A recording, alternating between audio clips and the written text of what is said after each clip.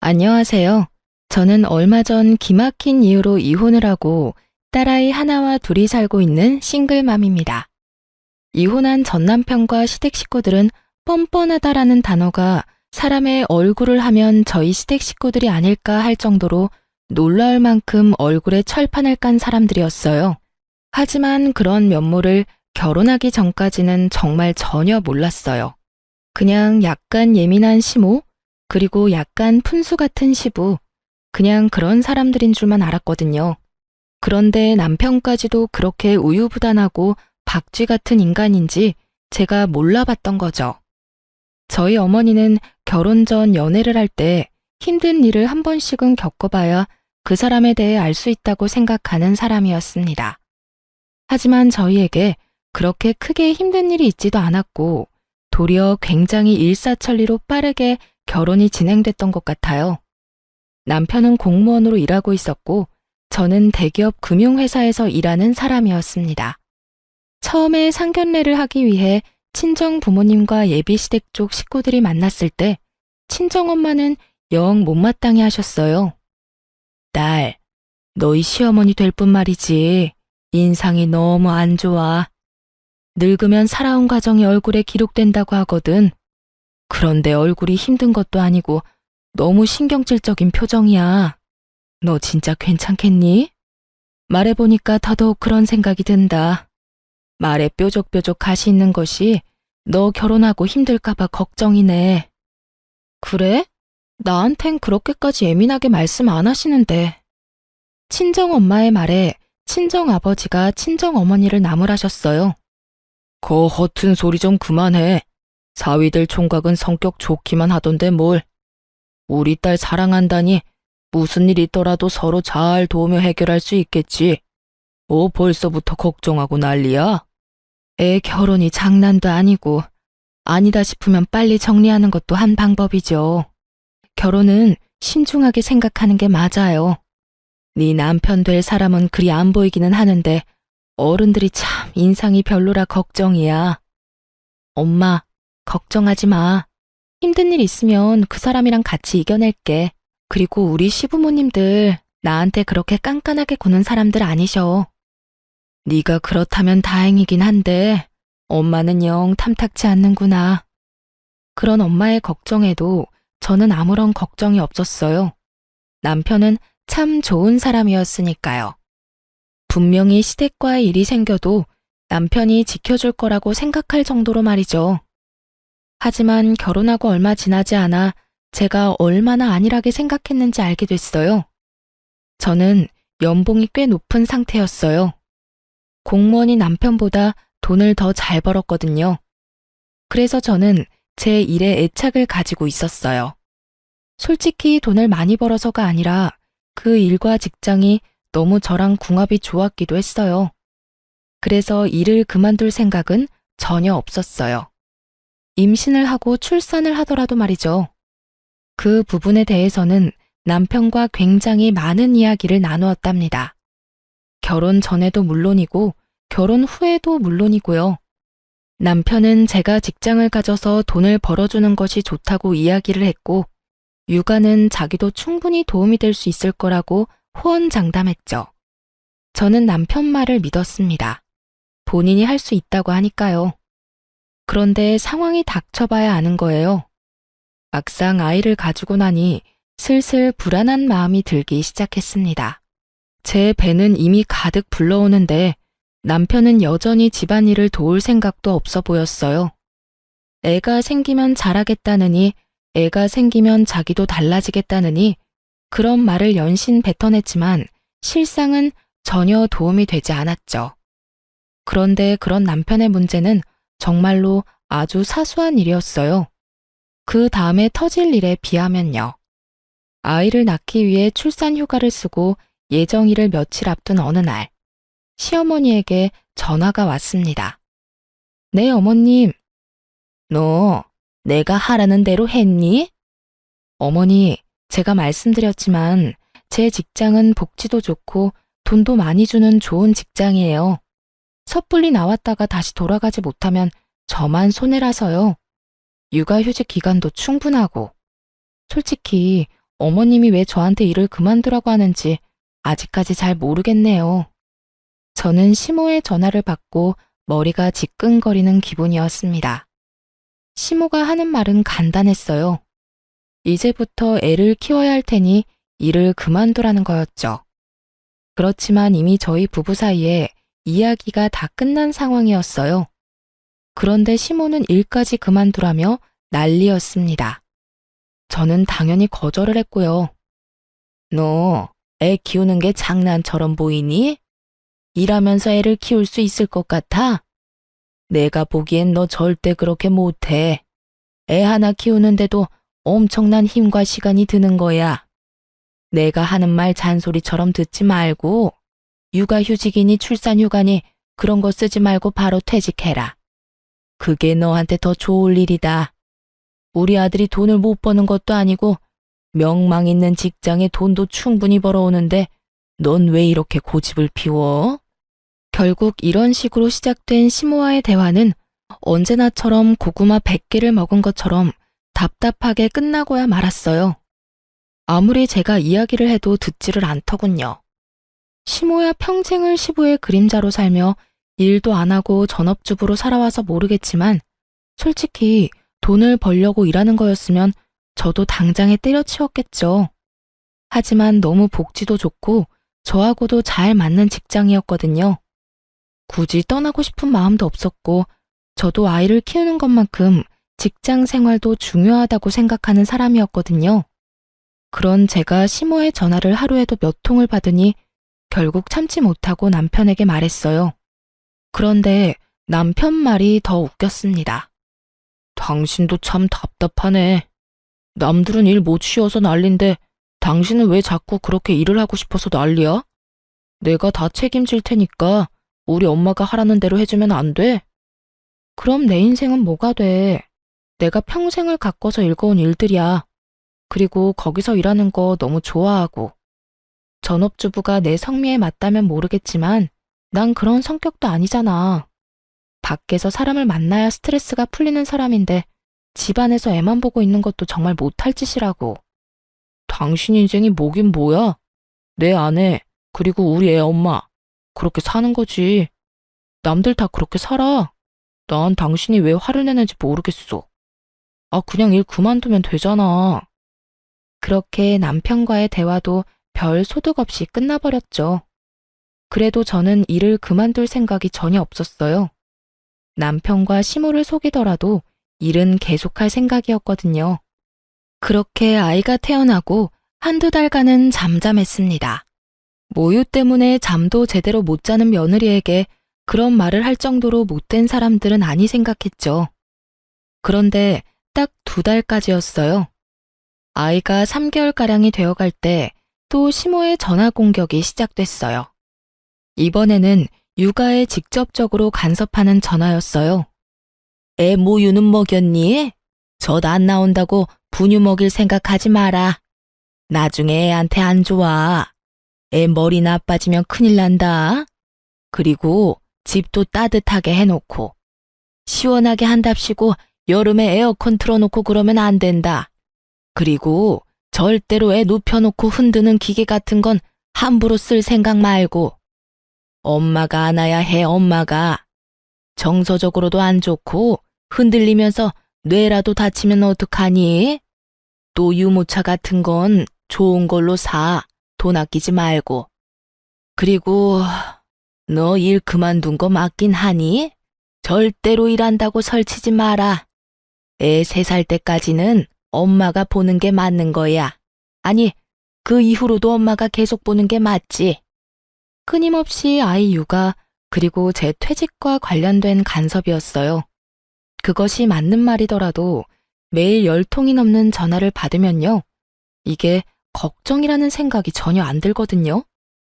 와서 돌봐줄 생각은 없으시면서 매번 말로 사람을 채근하며 애가 아프기라도 하면 제 탓인 양 말하는 걸 보고 정말 스트레스를 엄청 받았어요.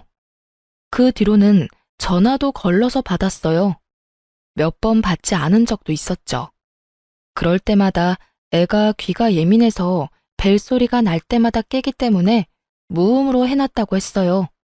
그렇게 애가 8개월쯤 되자 점점 저도 힘들어졌어요. 애 키워보신 분들은 잘 알 거예요. 애가 아무리 말을 잘 들어도 함께 있는 게 행복해도 몸이 힘들고 축나는 건 어쩔 수 없다는 걸요. 차라리 일을 하는 게 더 낫다 싶을 때가 있다는 걸요. 저도 그랬어요. 게다가 시모의 전화 때문에 오기도 생겼거든요. 저렇게 일 그만두라고 하면 일이 하고 싶어지더라고요. 그래서 가까이 사는 친정엄마에게 고민 상담을 좀 했어요. 친정엄마가 그러더군요. 그래, 네가 도와줄 사람이 없다면 또 모를까. 이렇게 든든한 엄마가 있는데 걱정하지 마. 내가 귀여운 손녀 잘 키워줄 테니까 걱정하지 말고. 너무 고마운 마음에 매달 돈도 드리고 애가 어린이집에 들어갈 13개월까지만 봐달라고 했죠. 만 1살이 되면 어린이집 보낼 생각이었거든요. 그렇게 일에 복귀를 하니 정말 좋더군요. 집안에 있을 때는 애 때문에 집안일 때문에 이래저래 신경을 많이 쓰고 스트레스도 받았는데 일을 하러 오니 스트레스를 받을 일이 없더군요. 저만 잘하면 크게 문제 생길 일이 없는 게 일이잖아요. 그런데 제가 멋대로 일을 시작했다고 생각한 건지 시모가 제게 전화를 시도 때도 없이 걸기 시작했어요. 그런데 이번에는 새벽이며 한밤중이며 가리지 않았던 거예요. 아이 때문에 전화를 했을 때는 거의 대부분이 낮이었거든요. 그런데 일을 시작하고 나니 밤 11시, 새벽 4시 일을 하고 있는 시간까지 하루에 20통 넘게 제가 전화를 받을 때까지 하실 때도 있었어요. 나는 걱정이다. 너 이렇게 일한다고 설치다가 나중에 애한테 집중 못할까봐 걱정이고, 네가 돈 많이 버는 거야 내가 알지만 아들만 벌어도 되는데 왜 자꾸 너까지 설치는지. 그냥 집에서 쉬면서 애나 보면서 내조나 하렴. 너까지 밖으로 나돌아다니지 말고. 받을 때마다 이 용건이었어요. 누군가 들으면 굉장히 차분히 타이르는 말투였죠. 그리고 어떤 사람들이 들으면 참 며느리를 쉬게 해주려 노력하는구나 싶을 정도였죠. 하지만 그 의도는 전혀 그런 것이 아니었어요. 아이를 위해 제 인생을 희생하는 게 맞는 거다 라며 거의 세뇌 수준으로 말하고 있는 거였죠. 게다가 새벽과 한밤중에 전화해서 그러는 건 정말 말도 안 되는 일이잖아요. 저도 이쯤 되니 무슨 조치를 취해야겠다는 생각이었어요. 새벽이나 한밤중에 시모에게 전화가 오면 남편에게 전화를 바꿔줬어요. 한창 잘 자는 남편을 깨워서 말이죠. 처음에는 남편도 시모에게 차분히 이야기했어요. 장모님이 애 잘 봐주셔서 포동포동하게 살도 많이 쪘고 와이프 일하는 것도 경제적으로 도움이 많이 되니 좋다고 말이죠. 그렇지만 그렇게 말해도 그때뿐이었어요. 그 다음에도 똑같은 용건으로 전화가 오고 전화가 올 때마다 제가 남편을 깨우니 남편이 울컥하며 제게 한마디 하더군요. 엄마가 당신한테 전화하는 건데 왜 자꾸 나한테 바꿔주는 거야? 나도 잠 좀 자자. 자, 누가 자지 말래? 근데 당신 어머니가 했던 이야기하고 또 하고 또 하는데 그럼 내가 어떡해. 우리 엄마 같았으면 스팸 처리하고 무음 처리하고 안 받으면 그만이지만 시어머니잖아. 안 받았다가 또 무슨 잔소리를 어떤 식으로 들을 줄 알고 그래? 불만이면 당신이 어머님한테 잘 이야기해서 그런 시간에는 전화 안 오도록 하면 되는 거 아니야? 그러게. 그냥 엄마 하는 말 들었으면 되잖아. 괜히 당신이 일한답시고 난리치는 바람에. 그럼 매달 부모님 용돈 누구 돈으로 줘?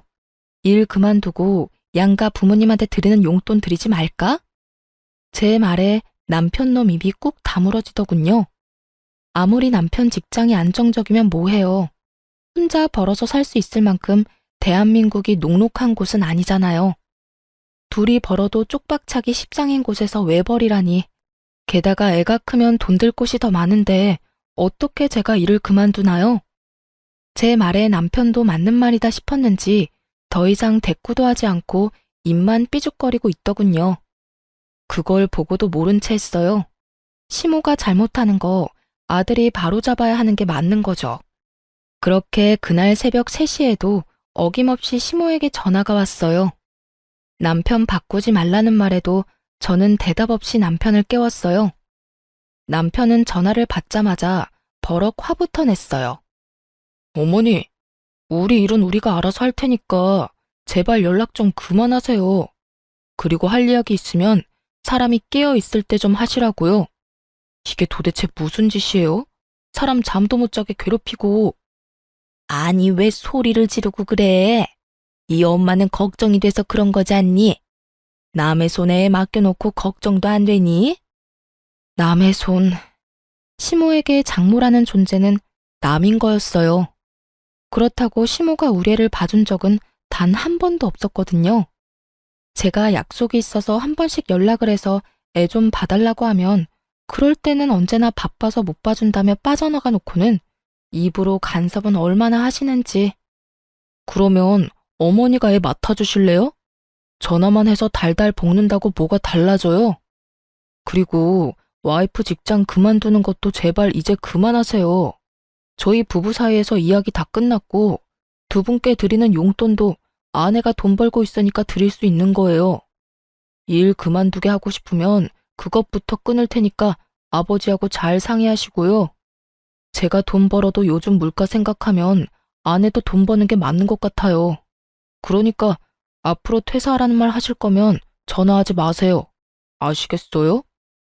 남편이 한 말을 듣고 시모가 역정을 내더군요. 네가 어떻게 나한테 그런 말을 할 수가 있어? 며느리가 너한테 시켰지? 그런 말 하라고. 그게 아니고서야 내 아들인 네가 나한테 그런 말을 할 수가 없는 거야. 며느리를 잘 들인 줄 알았는데 이렇게 고집세고 남편 닥달하는 여자인 줄 알았으면 내가 너희 결혼을 허락을 안 하는 건데. 그리고 제 탓까지 확실하게 마무리하더라고요. 남편이 힐끔 제 눈치를 봤어요. 조용한 새벽에 소리치는 시모 목소리가 폰 너머로 들리지 않을 리가 없었죠. 어머니, 그런 거 아니에요. 저희끼리 이야기 끝났으니까 어머니도 더 이상 간섭하지 말라는 거예요. 저희 부부끼리 알아서 할 테니까 걱정이 되더라도 맡기시고요. 그리고 제발 새벽에 전화하지 마세요. 예? 그렇게 남편이 시모에게 확실하고 냉정하게 말하고 나자 드디어 시모는 제게 연락을 끊었어요. 그리고 저에게 아무런 말도 못했죠. 저는 모르는 척 했어요. 시모는 저를 볼 때마다 한숨을 쉬며 하고 싶은 말을 삼키는 모양이었어요. 차라리 낫다고 생각했어요. 입 밖으로 꺼내지 않으면, 그렇게 수십 통의 전화를 하지만 않으면 제가 스트레스를 받을 일도 없으니까요. 그렇지만 시모가 별 문제 없으니 이번에는 시부가 저를 괴롭히더군요. 며느라가 일도 이제 시작하는 거 보니 몸도 많이 좋아진 것 같은데 둘째는 언제 가질 생각이냐? 쓸모없이 돈만 축내는 딸보다는 아들이 최고야. 아들 하나는 낳아둬야 집안이 편한 법이다. 시부의 남아선호 사상이 시작됐거든요. 요즘 같은 시대에 무슨 시대에 덜 떨어진 생각인가 싶겠지만 실제로 그렇게 생각하는 사람이 생각보다 많아요. 그리고 나이가 많으면 많을수록 아들이 전부라고 생각하는 사람은 더 많은 법이죠. 애가 2살이 됐을 무렵부터 꾸준히 시부가 제게 말했어요. 솔직하게 말하자면 둘째를 가지고 싶은 생각은 없었어요. 하나만으로도 벅차다는 생각이었고 육아휴직을 2번이나 쓰는 것도 눈치가 보이는 상황이었죠.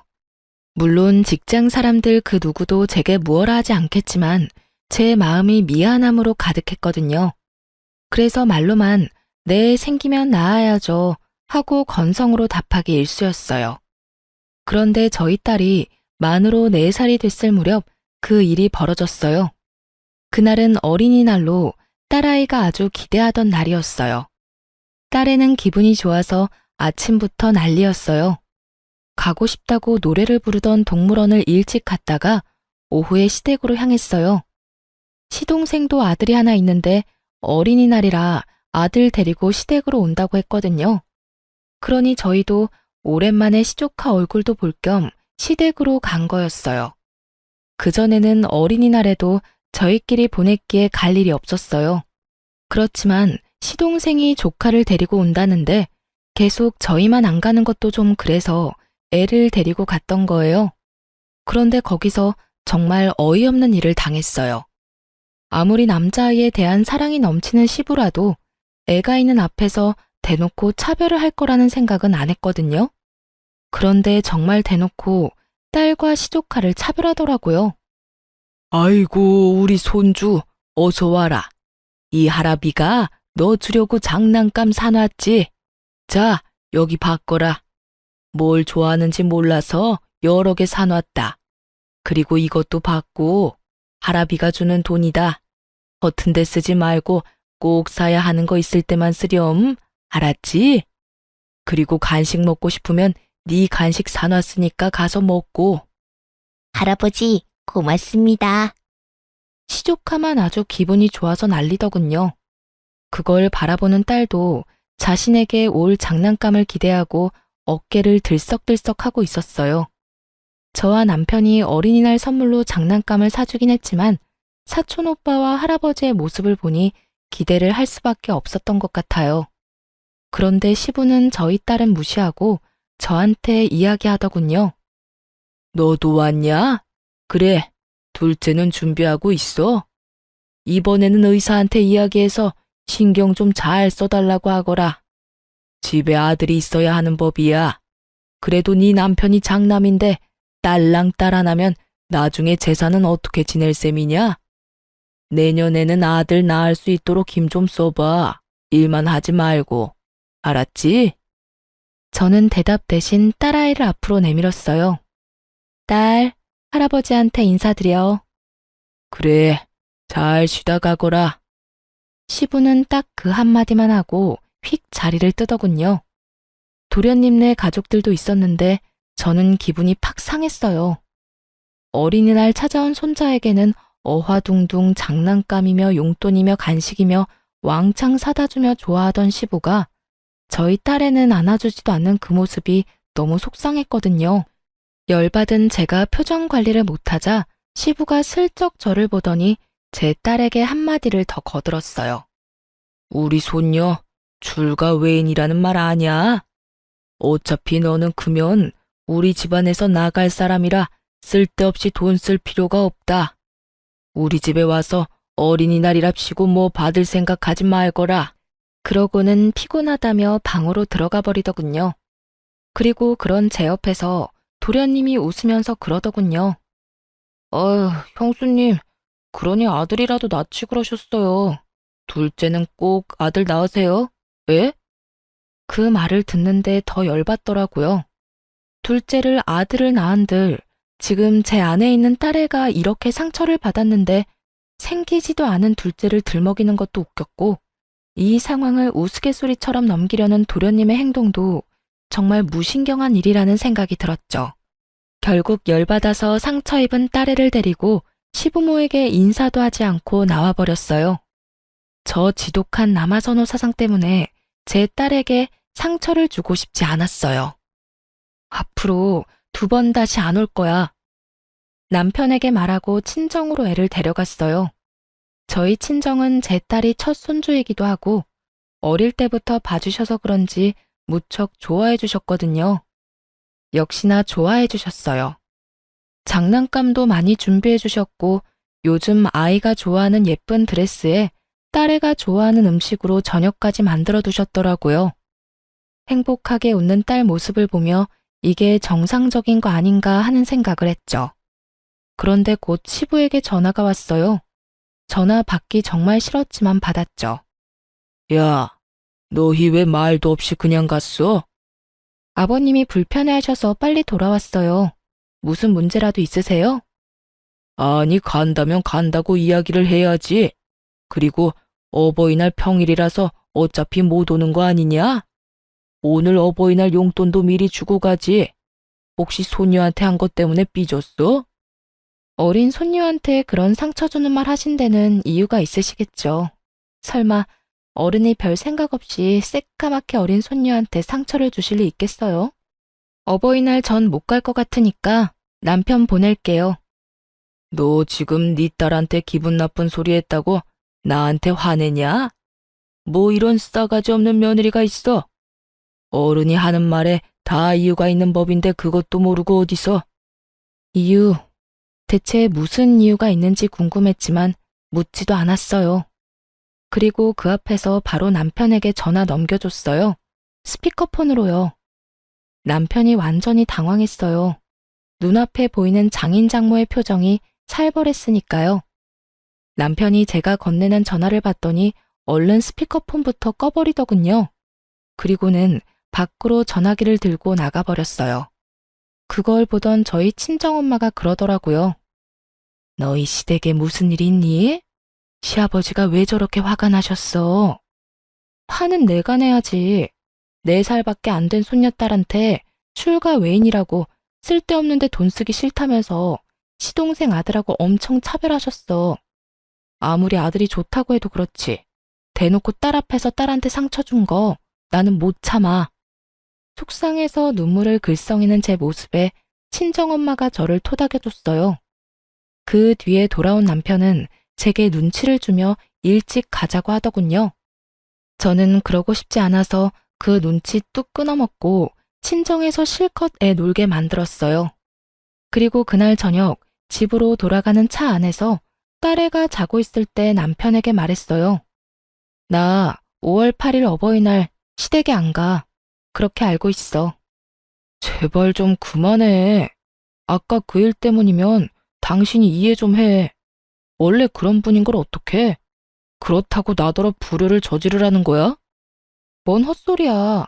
당신 부모님이니까 당신이 효도하고 싶으면 해. 누가 그걸 막는데? 딸 낳은 며느리 마음에 안 들어 하시고 손녀까지 마음에 안 들어 하시니 하는 말 아냐. 어린이날에도 손녀딸 한 번도 안아주지도 않는 분들한테 뭘 바라겠어? 당신이 다 알아서 해. 나는 그쪽에 신경 안 쓸 테니까. 당신이 나 대신 신경 쓰고 잘해드려. 나한테는 해달라고 바라지 말고. 제발 좀 이성적으로 생각해. 저는 입을 닫았어요. 남편이 제 모습에 눈치만 연신 보더군요. 속이 탔을 거예요. 어버이날 양가 부모님께 드리는 용돈은 제 월급에서 나왔거든요. 그런데 제가 시댁에 안 간다니 그거부터 걱정이 된 모양이었어요. 그리고 5월 8일이 됐고 저는 친정으로, 남편은 시댁으로 향했죠. 그런데 제가 친정에 있는 동안 시부에게 전화가 왔더군요. 너 왜 우리 집에 안 오냐? 애아빠 도착 안 했나요? 그 사람이 가기로 했는데요. 너는 뭐하고 안 와? 아들이 너 안 와서 용돈 없다고 하던데. 어버이날 용돈 100만 원 안 줄 거야? 저한테 돈 맡겨놓으셨어요? 용돈 100만 원을 왜 저한테 와서 찾으세요? 저도 돈 없어요, 아버님. 아드님 능력 좋은데 아드님한테 요구하시면 되죠. 저한테까지 전화하시는 이유를 모르겠네요. 멀쩡한 아들을 놔두고 싸가지 없는 며느리한테 전화를 왜 하셔요? 너 저번에 어린이날 있었던 것 때문에 이러는 거면? 그 말에 저는 대답조차 안 했어요. 눈치를 챈 거죠. 그것 때문에 제가 기분이 나쁘다는 티를 팍팍 냈으니까요. 시부는 그 상태로 전화를 뚝 끊더군요. 그런데 그 뒤에 저희 엄마에게 전화가 왔어요. 시부가 대뜸 저희 친정 엄마에게 전화해서는 물어보는 거예요. 사돈, 내 하나 물어봅시다. 딸이 용돈으로 얼마를 받았습니까? 용돈 줬지요? 저희 엄마가 당황한 듯 전화기를 들고 우물쭈물 하더군요. 저는 엄마 전화기를 뺏어서 꽥 소리를 질렀죠. 아버님, 저희 어머니한테 용돈 100만 원 드렸어요. 솔직히 엄마가 우리 애도 봐주고 반찬도 해주셔서 100만 원도 모자라는 생각이 들 정도거든요. 그리고 이번 어린이날에도 우리 딸한테 돈을 많이 쓰셔서 그만큼 다 돌려드렸어요. 그런데 그게 그렇게 궁금하세요? 아드님한테 돈 달라고 하시면 되지. 왜 뜬금없이 저희 부모님한테 전화해서 이런 무례한 행동 하시는 거예요? 지금 저희 어머니한테 전화해서 돈 얼마 받았냐고 추궁하는 거 얼마나 무례하고 생각 없는 일인지 모르시는 건 아니죠? 결국 제 입에서도 좋은 말이 안 나왔어요. 그랬더니 시부가 욕을 어찌나 하던지. 부모가 다 똑같은 부모지. 왜 너희 부모한테만 용돈을 줘? 그리고 무례해? 네가 먼저 싸가지 없는 짓 안 했으면 나도 이런 짓 안 했지. 너 돈 좀 번다고 유세 떠는 거냐? 어버이날 챙겨야 할 부모가 4분이나 있는데 저 혼자 다 어떻게 책임지나요? 남편은 남편 부모님 챙기는 거고, 저는 제 부모님 챙기는 건데, 왜 화가 났는지 모르겠네요. 그리고 솔직히 시댁에서 저희 애랑 저희한테 신경 쓰신 적은 있어요? 어린이날에도 어린애들 차별하는 거 보고 기도 안 찼는데, 이제는 전화 와서 당당하게 용돈까지 요구하시고, 필요하면 제 남편한테 말씀하세요. 그리고 제가 싸가지 없는 짓을 왜 했는지 잘 생각해 보세요. 나이값도 못하고 손녀딸한테 출가 외인이네 어쩌네. 애 상처받는 소리만 하는 것도 열받는데 뭐 좋다고 용돈까지 드리겠어요? 안 그래요? 다 됐고 용돈은 이제 아드님한테 달라고 하세요. 아드님. 결국 저와 시댁은 건널 수 없는 강을 건넜어요. 남편이 제 행동에 어떻게 반응할지 몰랐지만 만약 제 생각과 정반대로 행동할 경우에는 이혼을 하겠다고 이미 다짐한 상태였죠. 역시나 그날 저녁 남편이 와서 제게 하소연하더군요. 대체 아버지랑 왜 싸운 거야? 애한테 서운한 소리 했다고 삐진 것 치고는 너무 일을 크게 벌렸잖아. 나는 솔직히 당신이 왜 이렇게 화내는지 모르겠어. 그냥 듣고 한 귀로 흘리면 되잖아. 근데 왜 그래? 나야 한 귀로 듣고 한 귀로 흘릴 수 있지. 그런데 내 딸은? 내 딸이 들어야 했던 그 어이없는 말들은 뭔데? 지금이야 의미도 모르는 일이지만 이미 애는 시댁 어른들이 자기를 사랑하지 않는다는 걸 알잖아. 그 와중에 전화까지 와서 용돈까지 요구를 내가 당신 부모님은 당신이 책임지랬지? 용돈 하나 안 드리고 뭐 한 거야? 요새 나도 일이 좀 있어서 돈을 많이 쓰는 바람에 일단 진정하고 부모님한테 갔다 오자. 아버지가 당신이랑 같이 오래. 가서 뭐 하게? 욕 얻어먹고 올 거면 내가 왜 가? 난 싫어. 당신이나 가. 나 앞으로 시댁에 발도 안 디딜 거니까 그렇게 알고. 며느리가 시댁에 안 가면 어떡해? 요즘은 그런 집도 많아. 왜 내가 내 기분 잡쳐가면서 시댁에 가야 해? 그리고 용돈 때문이면 더더욱 안 가는 게 맞지. 남편은 화가 난 듯 저를 쳐다봤지만 저는 쳐다보지도 않았어요. 시댁과는 이참에 인연을 끊는 게 맞다 싶었으니까요. 그런데 그 인연이 끈질기게 저와 시댁을 다시 붙여놓더군요. 남편이 하루는 제게 그러더군요. 당신이랑 우리 부모님 사이가 너무 안 좋아서 내가 생각해봤는데 합가 한번 해보는 건 어때? 저는 경악했어요. 합가라니. 서로 꼴 보기 싫어서 이렇게 난리인데 합가라는 말을 하는 남편이 제정신인가 싶었죠. 미쳤어? 나 죽는 꼴 보고 싶으면 합가해. 나는 절대 못해. 합가하고 싶으면 이혼하고 당신이나 해. 이혼을 언급하며 저는 확고하고 정확하게 합가를 하지 않겠다고 말했어요. 그런데 남편이 그러더군요.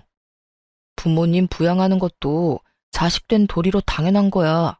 그러니까 합가 진지하게 생각해봐. 합가는 절대 안 된다고. 빽 하고 소리를 질렀지만 기분이 너무 안 좋았어요. 분명히 합가를 어떻게든 하려고 할 것 같았거든요. 그래도 제가 가지 않는다면 어떻게 남편이 저를 강제로 데려갈 수 있겠어요? 그걸 생각하며 절대로 시댁에는 가지 않겠다고 생각하고 있었어요. 그런데 며칠 뒤 시부모가 저희 집으로 쳐들어왔어요. 들어온다 말도 없이 최소한의 짐만 들고 말이죠. 그것도 제가 일하러 간 사이에 짐 정리까지 다 끝내놓고 거실에서 느긋하게 TV를 보고 있더군요. 그걸 보고 말을 잃었어요. 왔냐? 배고프니까 어서 밥하거라. 남편은 제 눈을 못 마주치더군요. 합가 안 하겠다고 그렇게 말했는데 이미 남편 놈이 합가를 하겠다고 시부모에게 말한 모양이었어요. 제 허락도 없이 말이죠. 게다가 뻔뻔하게 짝이 없는 시부의 모습에 저도 충격을 받을 만큼 받았어요. 그 부모의 그 아들이라고 남편까지 제대로 한통속이었던 거죠. 참 믿을 놈 하나 없다 싶었네요. 게다가 제가 친정에서 애를 데리고 집에 들어온 시간이 저녁 8시였어요. 저희는 이미 친정에서 밥을 다 먹은 상태였고 남편에게 미리 문자를 했어요. 우리는 밥 먼저 먹고 갈 테니 당신은 알아서 해결하라고 말이죠. 그런데 여태까지 밥도 안 먹고 있다가 제가 오니 밥을 달라니 저는 아무 말 없이 남편을 쳐다봤어요. 당신, 이거 뭐 하는 짓이야? 뭐가? 내가 말했잖아. 부모님이랑 합가하자고. 난 절대 안 된다고 했지. 야, 너 며느리가 시부모 부양하는 거 당연한 거 아니냐? 그리고 이미 아들이 우리 부양하겠다고 했어. 너한테는 선택권 없다. 네가 알아서 우리 수발 들어야 하는 게 맞는 거야. 어디서 여자가 남편 하는 일에 가타부타 말이 많아? 시부가 나서서 그렇게 말하더군요. 정말 듣기 싫은 그놈의 여자 소리, 시대에 떨어진 사고방식. 진짜 미쳐버리겠더라고요. 저는 남편에게 말했어요. 합가하지 않겠다는 내 말에도 억지로 합가한 거, 이혼 사유로 확실한 것 같네. 이혼하자. 그런데 남편 놈이 묘하게 당당하게 굴더군요. 그러더니 폰을 딱 꺼내서 손에 올려두더니 뭔가 조작하더라고요. 곧이어 제 핸드폰에 알림이 떴어요. 그리고 저는 제 눈을 의심했습니다. 통장에 1억이 송금된 거 아니겠어요? 그 뒤로 2번이 더 들어왔어요. 총 2억 원이었죠. 하루 송금 한도가 1억이라 2번에 나눠 돈이 들어온 거예요. 봤지? 아버지가 집한 돈 우리한테 주신 거야. 당신한테도 절반 나눠주는 거야. 내가 맨입으로 당신한테 부모님 수발 들라고 하는 줄 알았어? 당연히 합가에 따르는 돈은 주는 게 맞지. 그러면서 아주 의기양양하게 제게 말하더라고요. 저는 웃음이 났어요. 강제로 2억 붙여주고 부모님 수발 들라는 것 자체가 너무 코미디 같더라고요. 돈 2억 때문에 남은 몇십 년을 스트레스에 쩔어서 살라는 게 수지가 맞는 일인가 싶어서요. 그 몇 배를 준다고 해도 저는 결코 살고 싶지 않았어요. 지금 당장 제 딸 얼굴만 해도 싫어서 질색팔색을 하는데 합가는 무슨 합가인지. 그런데 남편 놈은 제가 당연히 받아들일 거라고 열심히 착각하고 김칫국 마시고 있더군요. 여보, 이제 합가에 대해서 다 이야기 된 거다. 알았지? 나도 많이 양보한 거야. 당신이 우리 부모님 수발 들 거니까 절반 떼어준 거지. 그리고 당분간 동생한테는 비밀로 좀 해줘. 동생이 또 알면 골치 아파. 남편이 동생 이야기를 꺼내자 아주 좋은 생각이 났어요. 도련님은 굉장한 구두쇠이기도 하고 주머니에 한 번 돈 들어가면 나오지도 않는 사람이었거든요. 게다가 얼마 전에도 시부에게 사업한다고 돈 빌려달랬는데 시부가 거절한 적이 있었어요. 저는 보란듯이 휴대폰에 은행 어플을 켜서 받은 돈을 전부 보냈어요. 그리고 남편에게 말했죠. 나 이 돈 필요 없어. 수발 안 들고 싶으니까 다시 돌려줄게. 여보, 다시 생각해봐. 2억이라고 2억. 부모님만 모시고 살면 2억인데 무슨 소리야? 너나 다 가져가고 너 혼자 부모님 모시면 되잖아. 왜 나한테 도움을 구해? 분명 말하는데 나는 싫다고 했어. 당신 도대체 왜 그래? 그냥 단순하게 비위만 맞춰드리면 되는 거잖아. 그거 하나 못하겠다고 이 난리야? 비위만 맞춰? 방금 못 봤어? 일하고 늦게 온 며느리한테 밥 달라고 삐약거리는 거 못 봤냐고. 거기다 너도 그래. 이 시간까지 부모님 식사도 안 차려드리고 나만 기다리고 있었잖아. 이게 수발드는 거야? 식모살이지. 제 말에 시부가 비아냥거리더라고요. 네가 싫어도 어쩔 거냐? 벌써 돈 받아 처먹었잖아. 네가 우리 모시는 건 당연한 거다. 하루 세 끼 따뜻한 밥 차리고 집안 청결하게 유지하고 집안일 하는 것까지. 그거 안 하겠다고 이혼하면 오히려 네가 위자료 내야 해. 전 돈 안 받았는데요. 지금 그 돈 방금 도련님한테 보냈어요. 아버님, 도련님네 아들 좋아하시죠? 저는 이 집안에서 둘째 낳을 생각 없으니까 이 집안 유일한 아들 손주랑 살면서 평생 노후 보내면 되겠네요. 제 말에 남편과 시부모 얼굴이 새파랗게 질리며 발을 동동 구르기 시작했죠. 아니, 그 돈을 왜 둘째한테 줘? 너 뭐 잘못 먹었어? 그래, 왜 동생한테 준 거야? 동생이 알면. 내가 도련님한테 이미 설명 다 했어.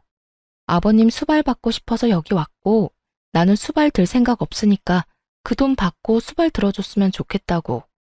수발 들 생각 없으면 아버님한테 돈 돌려드리라고 했는데 뭐 잘못된 거 있어? 태어난 제 말에 다들 한숨을 내쉬며 조급한 표정으로 시동생에게 전화를 하더군요. 다행히 시동생은 전화를 받지 않았어요. 2억을 꿀꺽할 것 같다는 두려움이 생긴 세 사람은 시동생 집으로 향했어요. 2억의 행방을 찾기 위해서 말이죠. 저는 그 사람들이 나가자마자 시동생에게 문자로 연락을 남겼어요. 아버님네 집 매매금이 4억이었던 것 같네요. 2억은 남편이 가지고 있는데 그거보다 더 많이 가지고 있을 수 있으니까 잘 알아보시고 그 돈 아버님한테 돌려주던지 아님 받고 시부모 책임지던지 해주세요. 합가하기 전에 이혼부터 할 것 같아서 방금 받은 2억 도로 보내드리는 거예요. 금방 정리될 문제는 아닐 테니 이 인간들이 일찍 돌아오지는 못할 거라고 생각했어요. 그 틈에 저는 현관 도어락 비밀번호부터 바꿨어요. 그리고 집안에 있던 시부모 물건들과 남편 물건들이 보이는 족족 모조리 현관 밖으로 던져버렸어요. 다행히 시부모 짐도 아직 다 벌려놓은 게 아니었고 남편 짐도 그리 많은 건 아니었던지라 정리는 생각보다 빨리 끝났거든요. 그리고 자정이 다 되어갈 때쯤 세 사람이 집으로 돌아왔더군요. 밖에 쌓인 짐과 바뀐 비밀번호에 놀란 세 사람이 저한테 전화를 하고 밖에서 문을 쿵쿵 두드리고 난리가 났더군요. 여보, 말로 해, 말로. 이렇게 갑자기 문 걸어 잠그면 어떡하자는 거야? 말? 당신은 나한테 말하고 그딴 짓 저질렀던 거야? 내가 분명히 싫다고 이야기했지. 그거 무시하고 돈 억지로 손에 쥐어주고 수발 들어라 마라 한 건 잘못 아니야? 당신은 진짜 선 크게 넘었어. 난 무조건 당신이랑 이혼할 거야. 상의 없이 합가하자며 부모 데려온 당신도 싫고 딸에 대놓고 차별하는 시아버지도 싫고 아침 새벽 가리지 않고 전화와서 간섭하는 시어머니도 싫어. 그래서 이렇게 우리 내보낸다고? 당신 너무하네. 그 집에 들어간 가전이랑 가구 내가 새로 다 해왔잖아. 1,500만 원이나 들었는데 나더러 그냥 가라고? 남편이 저희 집에 들어올 때 당시 있던 헝 가구들은 다 버리고 남편이 새로 싹 다 해왔거든요. 그때 거의 1,500만 원쯤 들긴 했어요. 저는 어이가 없어서 남편에게 말했죠. 내가 당신 부모님 용돈 챙겨드린 것만 해도 1,500 넘을걸? 그래, 좋아. 그 1,500 내가 줄 테니까 내일 우리 회사 앞으로 와. 저는 그 다음날 남편을 만나러 갔어요. 그런데 남편만 있는 게 아니더라고요. 시부모도 떡하니 앉아 있었어요. 저는 보자마자 1,500을 남편 계좌로 이체해줬어요. 여기 1,500. 어차피 나한테 돌아올 돈이니까 아깝지도 않네. 당신이 위자료로 나한테 돈 줘야 하는데 어차피 그걸로 주게 될 거니까. 잘 보관해뒀다가 나중에 그대로 돌려주면 되겠네. 그리고 이혼 소송 오늘 들어가기로 했어. 앞으로 그 이외의 일로 연락하지 마. 잠깐, 그렇게 그냥 가면 안 되지.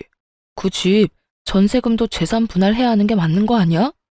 너희 같이 산 기간이 5년이 넘는데 당연히 재산 분할도 해야지. 이 말이 나올 거라는 걸 예상은 했어요. 돈까지 시동생에게 뺏긴 이 사람들이 제 돈을 탐내지 않을 리가 없죠. 저는 그 사람들 눈앞에 종이 한 장을 꺼내 팔랑팔랑 흔들었어요. 이게 뭐야? 차용증이요. 제가 부모님께 돈 빌려서 그 집 전세금 마련했다는 증거요. 전세 나오면 그 돈 부모님한테 돌려드리게 되어 있어요. 뭐? 그딴 게 어딨어? 전세금이 꽤 커서 어머니한테 좀 부탁했어요.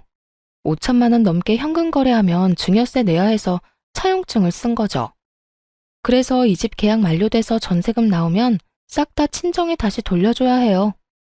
사실 어머니에게 매달 용돈을 드리면서 그 용돈으로 원금을 차감하고 있는 중이었지만 그 이야기는 하지 않았어요. 그리고 예상대로 세 사람은 입을 틀어막으며 당황하더라고요. 그럼 너희 재산은? 아무것도 없어요. 모아놓은 것도 애 때문에 다 썼고요. 생활비다 부모님 용돈이다 많이 들어가서 남은 것도 없어요.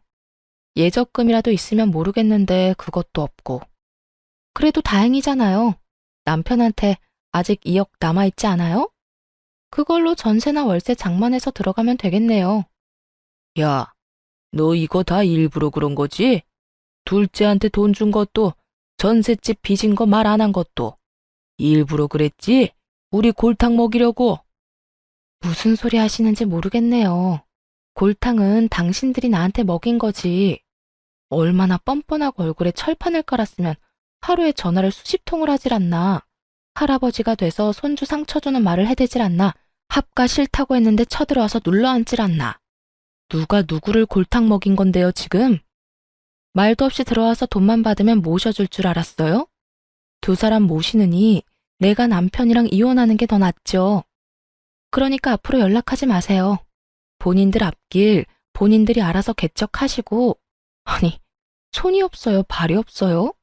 아직까지 팔팔하시면서 왜 며느리한테 빌붙으려고 하세요? 그것도 그렇게 괴롭히고 못살게 굴던 며느리한테. 좋아하시는 도련님네 가서 편하게 사세요. 손자 재롱도 보시면서. 그렇게 소리치고 저도 집으로 돌아와 버렸어요. 남편이 뒤따라와서 저를 붙잡고 늘어지더군요. 여보, 이렇게 화낼 줄 정말 몰랐어. 나는 그냥 당신이 돈만 받으면 좋아할 줄 알고. 나 당신이랑 헤어지면 갈 곳도 없어. 네가 뿌린 씨앗이니까 네 손으로 거둬. 그러게 누가 집으로 데려오라고 했어? 순간 눈앞에 돈에 눈이 멀어서 넌 나를 팔아먹은 거나 마찬가지야. 돈만 주면 다 되는 거야? 그 스트레스로 내가 죽어나가는 건 보이지도 않냐고. 몇 번을 내가 말하고 당신한테 이야기했잖아. 두 분 부모님 때문에 힘들다고. 멀리해도 모자랄 판에 집에 데려오는 짓을. 당신처럼 공감 능력 없는 인간하고는 도저히 못 사니까 죽든 말든 네 알아서 살아. 제발 셋이서 교대로 나 괴롭히지 말고. 그렇게 세 사람을 내버려 두고 돌아왔어요. 세 사람은 집 없이 결국 시동생한테 갔는데 시동생은 세 사람을 받아주지 않았다고 해요. 대신 시부모를 모시겠다고 이야기는 했다는데 오히려 시부모가 거절했다고 하더라고요. 합가 안 해도 되니 시부는 2억을 달라 말했지만 시동생도 한 번 물은 돈 절대 주지 않을 인간이거든요. 결국 시동생이 돈 안 주는 바람에 송사에 휘말리게 됐다고 하더라고요. 가족끼리 법적으로 네가 잘했니 못했니 아주 난리가 났더라고요. 시부는 남편에게 나머지 돈 내놓으라고 난리였고 남편은 그 돈 중에 일부를 그 짧은 기간 동안 주식으로 날려먹는 바람에 결국은 전세 하나도 못 얻고 그냥 월세방을 얻어서 살게 됐다고 해요. 그 이야기를 듣고 보니 참 웃기더군요. 제 손에 돈 강제로 쥐어주면서 수발 들도록 만든 사람들이 부양하겠다는 시동생에게 가지 않는 것도 웃겼죠. 왜 안 갔나 싶었는데 알고 보니 동서가 두 분을 모시는 걸 그렇게 반대했다고 하더라고요. 집에 들어오면 무조건 요양원 보내버리겠다고 했다니 결국은 시부도 시모도 시동생 집에 들어갈 생각도 못한 거죠. 그 상황에 돈은 돌려줄 생각도 하지 않고 있으니 시부모도 화가 났을 거고 결과는 서로가 서로를 까내리는 모양새가 된 거죠. 이쯤 되니 그런 생각이 들더군요. 시부모에게 당한 며느리가 나 하나뿐만은 아니었구나 하는 생각요. 동서도 아들 낳은 것을 제외하고서는 시부모에게 저와 비슷한 일을 당했을 테죠. 그러니 절대로 부양 못한다고 했을 테고요. 집에서 새는 바가지가 다른 데서 안 셀 리가 없잖아요. 어쨌든 저는 그들과 멀리 떨어져 아이를 키우면서 잘 살고 있어요. 처음부터 떨어져 나와 살았다면 제가 그런 꼴 당할 일은 없었을 텐데. 그것만 살짝 후회돼요. 그렇지만 지금이라도 제자리를 찾았으니 안심이 되기도 하고요. 살다 보니 참 가족끼리 별꼴 다 본다 싶었네요. 그래도 잘 빠져나왔으니 제 인생에는 다행이에요. 앞으로는 이런 일 당하면서 살 생각은 없어요. 혼자서 늙어 죽을 때까지 딸이랑 속 편하게 살고 싶네요. 긴 글 읽어주셔서 감사합니다. 좋은 하루 되세요.